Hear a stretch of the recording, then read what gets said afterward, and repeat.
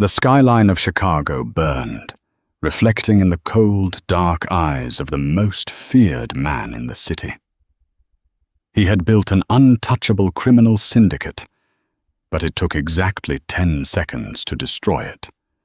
And all because he asked a waitress in a cheap diner one simple question. The neon sign outside Arturo's diner flickered with a persistent buzz, casting a harsh red glow over the rain-slicked pavement of Chicago's South Side. Inside, the air was thick with the scent of cheap black coffee, fried onions, and stale despair. Sophia Mancini stood behind the Formica counter, wiping down the surface with rhythmic, practiced motions. She was a woman who blended into the background by design, wrapped in a pale blue uniform that clung to her soft, full curves. For most of her life, her plus-sized figure had made her a target for unsolicited remarks or dismissive glances, but Sophia had forged an armor of quiet resilience. Behind her warm, dark eyes hid a mind that noticed everything and forgot nothing. It was 2 a.m. on a Tuesday, the hour when the city's ghosts, insomniacs, and predators came out to feed. Sophia poured coffee for a tired truck driver and smoothly sidestepped a wandering hand from a drunken regular without missing a beat, her face an unreadable mask of polite detachment. She had learned long ago that in a city run by monsters, the best way to survive was to be utterly uninteresting. But tonight, the atmosphere in the diner shifted dramatically. The bell above the door chimed, and a sudden, suffocating silence fell over the room. Tommaso Marchetti had arrived. As the head of the Marchetti crime family, Tommaso was a myth carved from flesh, wealth, and violence. He wore a bespoke charcoal suit that looked entirely out of place in the grease-stained diner. He was a striking man, tall and broad-shouldered, with sharp, aristocratic features and eyes the color of shattered ice. 2 massive enforcers flanked him, their hands resting casually near the bulges under their jackets. The few patrons left in the diner immediately lowered their heads, suddenly fascinated by their cold eggs and lukewarm coffee. Tommaso did not look at the patrons. His gaze swept the room and locked instantly on Sophia. A heavy, dangerous energy radiated from him as he walked toward the counter. He took a seat on one of the cracked vinyl stools, moving with the slow, deliberate grace of an apex predator. Sophia did not flinch. She did not drop her eyes. Her pulse drummed a frantic rhythm against her ribs, but her hands remained perfectly steady as she approached him, pulling a fresh coffee mug from beneath the counter. She knew exactly who he was. Everyone in Chicago knew who he was. The Marchetti syndicate controlled the docks, the unions, the illicit gambling rings, and half the politicians in the state. But Sophia also knew something else, something she had observed over the past 3 weeks of midnight shifts. He watched her pour the coffee, his icy eyes tracking the movement of her wrists, the curve of her hips as she shifted her weight, the soft flush of her cheeks. Tommaso had been coming to Arturo's diner every Tuesday for a month. He had always sat in the corner booth, holding quiet meetings with his lieutenants. But tonight, he came to the counter. He came to her. "You have a heavy presence, Sophia," he said, his voice a low, gravelly baritone that seemed to vibrate in the empty space between them. Most women in this city starve themselves to look like glass sculptures, fragile and empty. You look like a woman who could survive a war. It was an intense, unsettling compliment. Sophia placed the coffee pot down. "I just serve the food, Mr. Marchetti. What can I get for you tonight?" Tommaso leaned forward, resting his forearms on the counter. His proximity was intoxicating, smelling of expensive cologne, rain, and cold steel. "I don't want food. I want an answer." You have a reputation in this neighborhood, Sophia. They say you are a girl who sees everything but says nothing. A vault of a woman. Sophia gripped the edge of the counter. Her knuckles turned white, but her voice remained perfectly level. People talk to pass the time. It doesn't mean anything. It means something to me, Tommaso replied, his gaze dropping momentarily to the soft swell of her cleavage before meeting her eyes again, unashamed of his hunger. You watched my men tonight. You watched the men who sat in my booth an hour ago. He was referring to his inner circle, his most trusted advisors who had left the diner shortly before Tommaso returned. I asked you a question in my head 1,000 times since I first saw you, Tommaso murmured, the dangerous edge of his tone softening into something dangerously possessive. But tonight, I only have one question that matters. I want you to look around this room, look at me, and tell me the truth. You see the shadows of this city better than anyone. So tell me, Sophia, who is the greatest threat to my life right now? The diner was dead silent. The truck driver had slipped out the back door. The enforcers by the entrance stood like statues. Tommaso stared at her, expecting a frightened whisper, perhaps a pointed finger at a rival street gang, or perhaps a tearful plea for him to leave her alone. Sophia looked at this terrifying, magnificent man.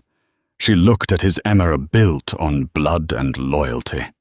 She took a slow, deep breath, her full chest rising and falling.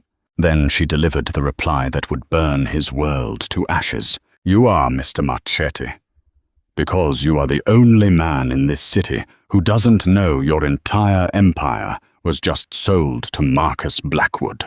Tommaso froze. The air in the diner seemed to freeze with him. The name Marcus Blackwood was a poison pill. Blackwood was the ruthless, calculating leader of a rival British-American syndicate that had been trying to bleed into Chicago for years. What did you say? Tommaso's voice dropped to a lethal whisper. Sophia did not back down.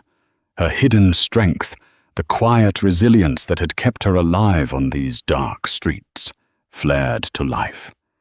She leaned in closer to him, the man who sat beside you an hour ago. Your underboss. When you went out to take a phone call, he didn't drop his napkin by accident. He dropped it so the man in the trench coat passing by could swap it for a ledger. I saw the crest on the man's ring. It was the Blackwood crest. They aren't planning to go to war with you, Tommaso. They already bought your generals. You have no empire left. You just don't know it yet. For a torturous 10 seconds, Tommaso Marchetti simply stared at her. The wrath of a betrayed mafia king was a terrifying thing to witness.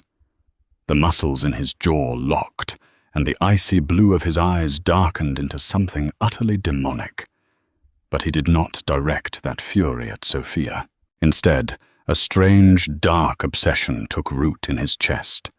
In a world full of sycophants, liars, and frail socialites, this soft-bodied, beautiful waitress had just looked the devil in the eye and handed him the absolute truth, knowing it could get her killed. Without a word, Tommaso stood up. He reached across the counter. His large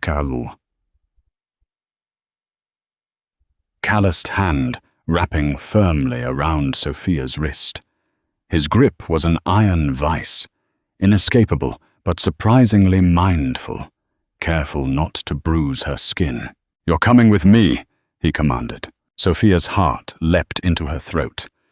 "I have a shift to finish. I can't just leave." "You don't work here anymore," Tommaso said, pulling her gently but firmly around the counter. "If what you say is true, Arturo's diner is going to be a pile of smoking rubble by morning. Blackwood's men will realize you saw the exchange. They will come back to silence the chubby waitress who sees too much. And I am not going to let a single one of those bastards touch you. Studs. Touch." Before Sophia could protest further, she was ushered out into the freezing Chicago rain. Tommaso's enforcers seamlessly formed a protective wall around them, shielding Sofia from the elements and any unseen snipers as they moved to an armored black SUV idling at the curb. Tommaso shoved her inside and slid in next to her. The door slammed shut, plunging them into the dark, luxurious interior. "Drive," he snapped to the driver. "The Gold Coast safe house. Now!" As the SUV tore through the wet streets, Tommaso pulled out an encrypted phone. He didn't speak, but his fingers moved with rapid, violent intent. Sofia huddled in the corner of the leather seat, wrapping her arms around her plump frame, suddenly acutely aware of how out of her depth she was. She had survived by being invisible, and now she was sitting shoulder to shoulder with Chicago's most dangerous man. Tommaso finished his text messages and threw the phone onto the seat. He turned to her, his massive frame shifting in the darkness. "You are trembling," he noted, his voice dropping its harsh edge. "I just ruined your life," Sofia whispered, looking down at her hands. "You saved my life," Tommaso corrected her, closing the distance between them. He reached out, his knuckles grazing the soft curve of her cheek. A shiver ran down Sofia's spine that had nothing to do with the cold. His touch was an electric shock, deeply intimate and terrifyingly possessive. "I've spent years building the Marchetti family," Tommaso said, his eyes scanning her face in the passing streetlights. "If my underboss has turned, then half my capos are compromised. Marcus Blackwood doesn't make a move unless he knows he has the board cornered. My empire is already gone." "What will you do?" she asked, unable to pull away from the hypnotic intensity of his gaze. "I am going to burn it to the ground," Tommaso stated plainly. "I will slaughter every traitor who ate at my table. I will tear my own syndicate apart, piece by piece, so Marcus Blackwood inherits nothing but ashes and corpses. But first, I needed to secure my most valuable asset." Sofia blinked in confusion. "Asset?" Tommaso's hand slid from her cheek to the nape of her neck, his thumb resting over her racing pulse. "You, Sofia, the woman brave enough to tell a monster he was bleeding. From this night forward, you belong to me. You will be protected by my blood and my bullets. No one looks at you, no one touches you, and no one breathes your name without my permission." They arrived at a soaring glass high-rise on the Gold Coast. Tommaso bypassed the lobby, taking her through a secure underground garage to a private elevator that shot them up to the penthouse. The doors opened to a sprawling, minimalist fortress of black marble and floor-to-ceiling windows overlooking the storm-battered city. For the next 48 hours, the penthouse became a command center of absolute carnage. Sofia watched from the periphery as Tommaso orchestrated the systemic dismantling of his own life's work. Enforcers came and went, bringing duffel bags of cash, encrypted hard drives, and grim reports of the night's executions. Tommaso was merciless. He ordered hits on his closest friends, his mentors, and his financial advisors. Yet amid the chaos and the blood being spilled across Chicago, Tommaso's attention always gravitated back to Sofia. He was intensely, almost suffocatingly protective of her. He ordered a private chef to prepare extravagant meals for her. When she tried to hide her full figure in one of his oversized dress shirts, feeling self-conscious in the opulent surroundings, Tommaso cornered her in the master bedroom. He backed her against the glass window, the burning skyline of the city serving as their backdrop. "Stop hiding from me," he growled softly, his hands gripping her thick, lush hips. "I'm not built for a place like this." "Tommaso," she confessed, her voice trembling as she looked down at her curved stomach and heavy thighs. "I'm just a diner waitress. I don't fit in your world." Tommaso's eyes blazed with a fierce, possessive heat. My world is currently dying on the streets down there because it was built on lies. You are the only real thing I have left." He leaned down, pressing his lips against the soft crook of her neck, inhaling her scent like a starving man. He worshipped her body with a reverence she had never known, his large hands tracing every curve, every dip, and every stretch mark as if they were holy relics. He made her feel powerful, beautiful, and fundamentally essential to his survival. But the peace of their high-rise sanctuary was an illusion. Marcus Blackwood was not a man who accepted defeat, even a scorched earth defeat. By the dawn of the third day, the encrypted phone on the glass coffee table buzzed. Tommaso answered it on speaker. "Well played, Marchetti." A crisp, aristocratic British voice echoed through the room. "Marcus Blackwood. But you missed one rat, and unfortunately for you, that rat gave me the security codes to your private elevator." An explosive charge suddenly detonated in the hallway, blowing the penthouse's reinforced steel doors off their hinges. The blast wave tore through the penthouse with the force of a localized hurricane. The reinforced steel doors became deadly shrapnel, flying across the room and embedding themselves into the drywall. The floor-to-ceiling windows shattered instantly, unable to withstand the pressure change, turning the million-dollar view into a terrifying vortex of howling wind and raining glass. Before the sound of the explosion even registered in Sophia's ears, Tommaso was moving. He lunged across the space between them, his massive body tackling her to the thick Persian rug. He covered her completely, shielding her soft frame with his broad back, as debris rained down around them like jagged hail. The entire high-rise swayed slightly, a sickening groan of stressed steel echoing through the floorboards. "Stay down," Tommaso ordered, his voice a low, lethal rumble against her ear. He rolled off her smoothly, drawing a heavy, matte black Glock from a shoulder holster hidden beneath his ruined dress shirt.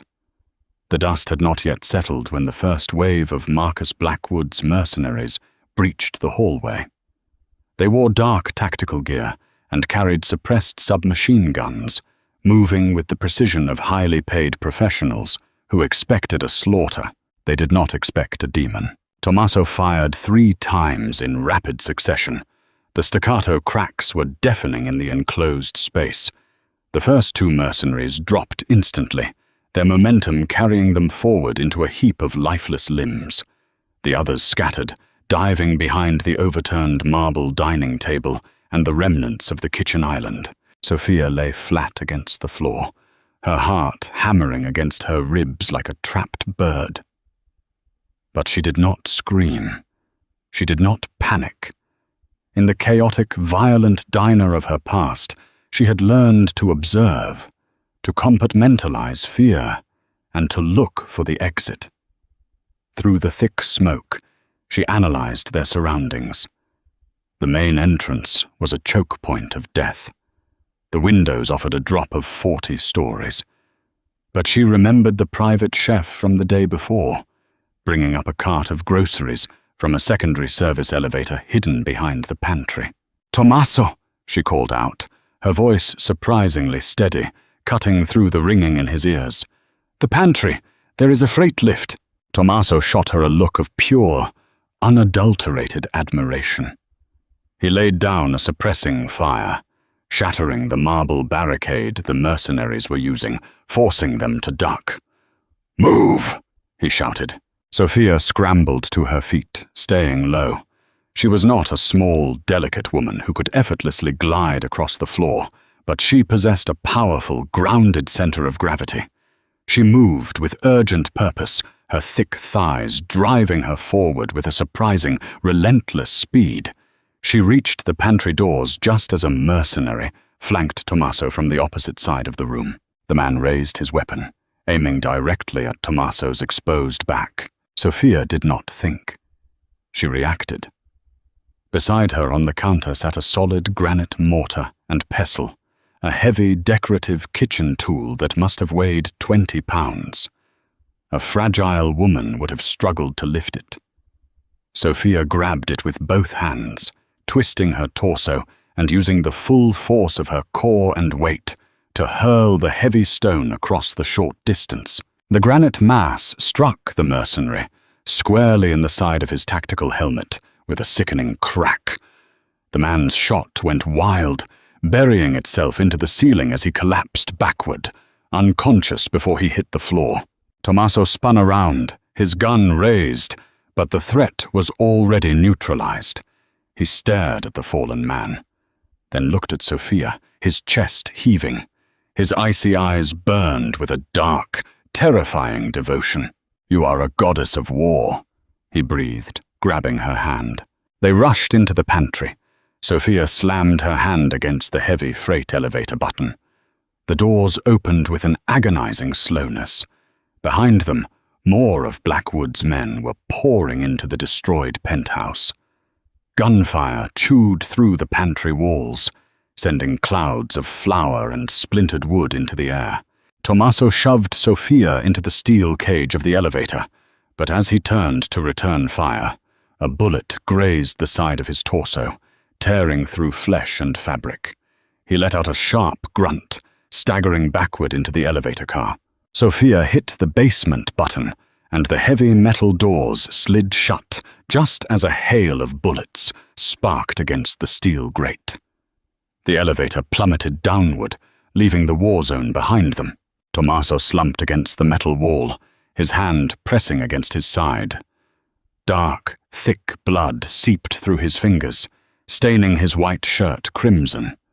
His breathing was labored, but his eyes never left Sophia. Sophia moved toward him immediately, her hands firm and steady. She tore the fabric of his shirt to inspect the wound. It was a deep graze, bleeding heavily, but the bullet had not lodged inside. "You are losing too much blood," she said, her voice dropping into a register of calm authority she usually reserved for breaking up fights between drunken dock workers. "I will live," Tommaso rasped, catching her wrist. He pulled her closer, pressing his forehead against her soft stomach, seeking her warmth.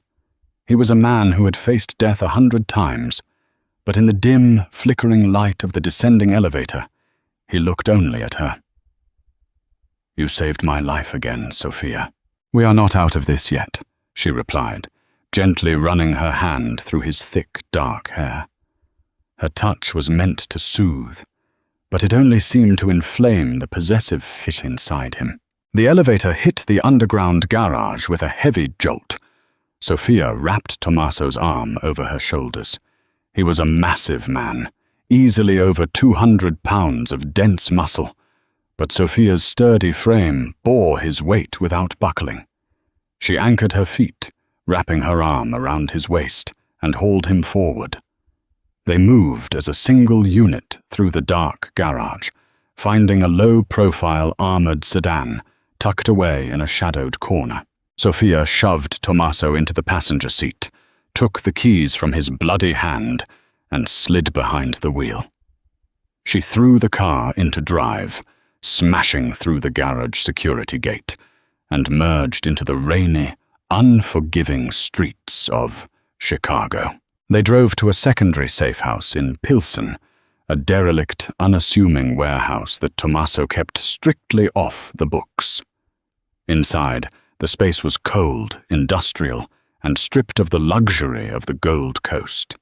It was a place meant for survival, equipped with a medical station, weapon caches, and secure communication lines. Sophia guided Tommaso to a steel examination table and went to work. She gathered medical supplies, antiseptics, and bandages. As she cleaned the wound, Tommaso watched her intensely. He did not flinch from the sting of the alcohol. He was entirely captivated by the concentration on her face, the way her full lips pressed together, the flush of exertion on her cheeks. "Most women would be hysterical," he murmured, his gaze dropping to the soft curve of her breasts, visible beneath the collar of her borrowed shirt. They would be demanding to go home, screaming about the blood. "I told you, Mr. Marchetti," Sophia said, securing the bandage around his waist with tight, efficient movements. "I am not like most women. I know what this city is. I know what men like you do." He reached out with his uninjured arm, wrapping his large hand around her thick hip, pulling her flush against the side of the table. "No, you are nothing like them. You are real. You have flesh and strength and a mind that terrifies my enemies. You carry my weight as if you were born to do it." His hand slid up her back, tangling in her hair, pulling her face down to his. It was not a gentle kiss. It was a clash of teeth and bruised lips, tasting of copper, adrenaline, and desperate, consuming hunger. Tommaso kissed her like a man drowning, drawing life from her breath. Sophia surrendered to the pull, her hands gripping his broad shoulders, matching his ferocity. In the cold, echoing warehouse, surrounded by the ruins of his empire, they found an anchor in each other. By dawn, the blood loss had stopped, and Tommaso's raw, terrifying energy had returned. He stood by the steel table, loading magazines into a series of assault rifles. His face was a mask of cold, calculated murder. Marcus Blackwood thought he had won. He thought he had severed the head of the Marchetti family and claimed the city. But Blackwood had made one fatal miscalculation. He had left Tommaso alive, and he had underestimated the waitress. Sophia sat on a crate nearby, a mug of black coffee warming her hands. She watched Tommaso prepare for a war. He seemed destined to fight alone. "All your generals are dead or compromised," she pointed out softly. "You cannot take on a fortified syndicate by yourself, Tommaso. You don't even know where Blackwood is operating from." Tommaso paused, his hands resting on the cold steel of a rifle. He looked at her, the harsh lines of his face softening only for her. "I don't need an army. I just need a location. Blackwood will be celebrating. He will be at his central command, solidifying his new assets. If I can find that command, I can cut the head off his snake before he realizes I am still breathing." Sophia stared down at the dark surface of her coffee. Her mind, a steel trap of observations and numbers, began to turn gears. She thought back to the diner. She thought back to the underboss dropping the napkin, the man in the trench coat, the ledger. "The man in the trench coat," Sophia began, her voice steady and deliberate in the quiet warehouse. When he bent down to retrieve the ledger under the guise of picking up a dropped napkin, his coat parted. "I saw the crest on his ring, yes. But I also saw the inside of the ledger when the pages fluttered." Tommaso crossed the room instantly, standing over her. "What did you see, Sophia?" "I used to take orders for 20 tables at a time without writing them down," she explained, looking up into his icy eyes. "I remember numbers. There was a red stamp on the inside cover of the ledger. It said, Pier 39, Warehouse 4, Container 8804. A dark, terrifying smile spread across Tommaso's face. "The private shipping docks on Lake Michigan. It's a Blackwood stronghold. He imports his illegal European munitions through there. That is where he will be coordinating the takeover." Tommaso did not go alone.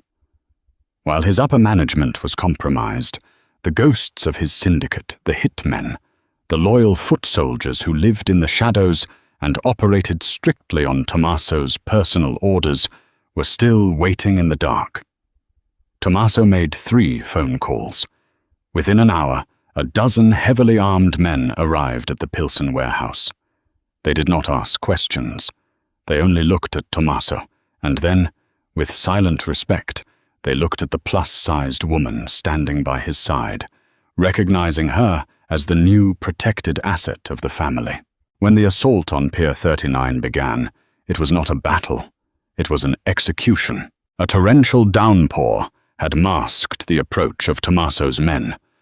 They breached the warehouse with synchronized explosives, flooding the space with smoke, flashbangs, and relentless, pinpoint gunfire. Marcus Blackwood's guards, arrogant and relaxed in their perceived victory, were cut down before they could even unholster their weapons. Tommaso moved through the chaos like an avenging grim reaper. He did not rush. He walked with a heavy, measured tread, a suppressed rifle in his hands, eliminating targets with surgical precision. He was fighting for his city, his pride. But most of all, he was clearing a path for the woman waiting for him back in the shadows. He found Marcus Blackwood in the glass-enclosed office, suspended above the warehouse floor. The aristocratic British boss was frantically trying to access a floor safe, his bespoke suit ruined by the dust of the breach. Tommaso shot the glass door off its hinges and stepped inside. Blackwood froze, turning slowly. He looked at the bleeding, battered, but utterly terrifying form of Tommaso Marchetti. A bitter, desperate laugh escaped Blackwood's lips. "You refuse to die, Marchetti. It's almost admirable." "It's necessary," Tommaso corrected, raising his weapon. "You lost your empire," Blackwood spat, trying to maintain his arrogant facade, even as he stared down the barrel of a gun. "Your capos sold you out for a fraction of what I offered them. And for what? Because you got distracted? My men told me about the diner. You threw away Chicago because you developed an obsession with a fat, common waitress." Tommaso's eyes went dead. The temperature in the room seemed to drop 20 degrees. "She is not common," Tommaso said, his voice a chilling, hollow whisper that resonated with absolute finality. "She saw the cracks in my world that I was too blind to see. She stood by me when the men I broke bread with betrayed me. She carries more strength, more loyalty, and more beauty in a single breath than you have in your entire miserable bloodline." Tommaso took a step forward, the gun aimed directly at Blackwood's chest.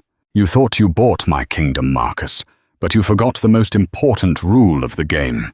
A king is nothing without his queen." Tommaso pulled the trigger. 6 months later, the Chicago skyline glittered against the night sky, peaceful and entirely under new management. The Marchetti family had been purged, rebuilt from the ashes into an impenetrable fortress of loyalty. There were no more traitors. There were no more leaks. The new underground base of operations was a sprawling, ultra-secure estate on the outskirts of the city. Inside the grand study, Tommaso sat behind a massive mahogany desk, reviewing the financial reports of their newly acquired ports. But his attention was not on the papers. His eyes were fixed on the doorway. Sophia walked into the room. She was no longer wearing the pale blue, grease-stained uniform of Arturo's diner. She wore a deep crimson silk dress that hugged her lush curves, tailored specifically to celebrate her full figure. Diamonds rested against her collarbones, but the most dangerous thing about her was the quiet, commanding authority she carried. She was the undisputed queen of the Chicago underworld. 2 massive enforcers flanked the door. As Sophia passed them, they bowed their heads in deep, unwavering respect. She walked over to Tommaso, resting her hands on his broad shoulders. He immediately abandoned the paperwork, pulling her down into his lap. He buried his face in the soft crook of her neck, inhaling her scent, grounding himself in the reality of her presence.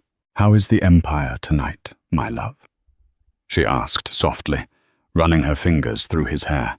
Tommaso looked up at her, his icy eyes burning with that familiar, dark obsession.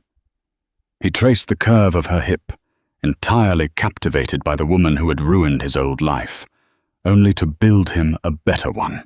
"The Empire is perfect," Tommaso whispered, pressing a kiss to her jaw. because it belongs to you. Did the explosive conclusion of Tommaso and Sophia's dark romance leave you breathless? If you loved this gritty tale of mafia betrayal, hidden strength, and a ruthless boss who will burn the world down for the woman he obsesses over, hit that like button right now. Share this story with your fellow dark romance lovers. Comment your favorite moment below. And subscribe to our channel for more high-stakes underworld dramas. Don't miss out on our next thrilling video.